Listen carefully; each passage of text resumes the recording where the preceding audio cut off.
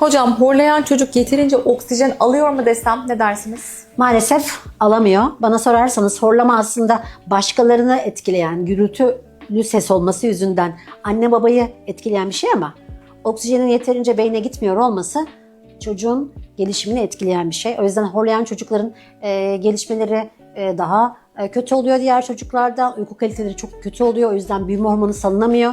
Bu çocukların büyümesi geride oluyor. Ve maalesef uzun süre horlayan, ağzı açık uyuyan ve apnesi olan çocukların bilişsel gelişmelerinin de diğer çocuklardan daha geride olduğunu biliyoruz.